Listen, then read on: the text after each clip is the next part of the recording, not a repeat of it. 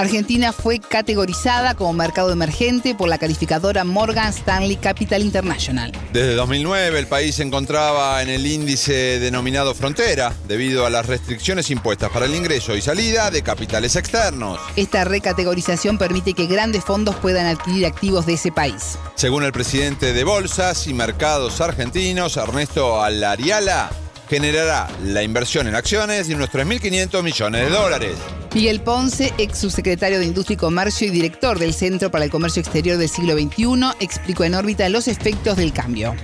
El impacto en la economía real hoy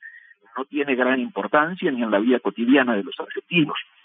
pero sí tiene un sumado a lo del Fondo Monetario, ¿no es cierto?, y a la situación de, yo diría, final de la volatilidad hasta ahora, porque uno nunca puede ser muy contundente en estos temas, ¿no es cierto?, porque hay que ver, en definitiva, cómo toman los mercados, y algunos dicen que esto, sumado a los cambios de gabinete efectuados por el gobierno el fin de semana pasado, tendrían que generar algún efecto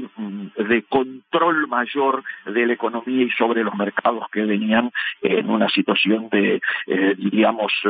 movimiento muy oscilante y de mucha volatilidad cambiaria. La pregunta es si esto alcanza, ¿no es cierto? Muchos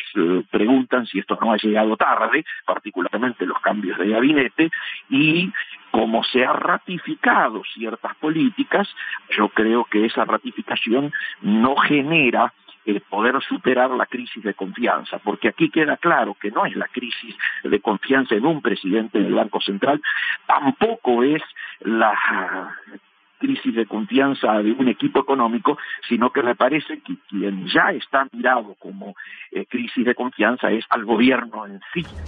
La calificadora emite cerca de 100.000 índices diarios sobre acciones, bonos y fondos de cobertura a nivel mundial. El proceso para la categorización dura cerca de 12 meses y otros tantos para que se haga efectiva. Ponce contó cuáles fueron las decisiones que permitieron esta reincorporación. Levantar todos los tipos de cepos que habían originado que fuéramos dejados afuera, una cantidad de regulaciones para lo que es la reversión de utilidades, para lo que es el manejo del tipo de cambio, las limitaciones que había a la compra y a la adquisición de dólares, ¿no es cierto? Es decir, en el caso de Argentina yo creo que ha habido, por un lado, el hecho de volver a los mercados internacionales, el hecho de haber hecho el pago, el levantamiento inmediato del cepo para poder adquirir dólares y sobre todo el pago a los holdouts, yo creo que han sido señales que han generado que precisamente los países con los que anteriormente había algún tipo de conflicto ahora avalen políticamente que se tomen decisiones de esta naturaleza. También se refirió a las otras categorías existentes y los países que las integran. Estamos hablando de que se califican a los países para el tema de las inversiones en los desarrollados, entre los que está obviamente Canadá, Estados Unidos, Japón, etcétera, los emergentes, donde ahora pasamos a integrar nosotros, pero está de Latinoamérica, está Brasil, Chile, Colombia, México, Perú, y hasta Rusia y China, digo, para tener idea de la envergadura. Y luego están los fronterizos, que de alguna manera, Burkina Faso,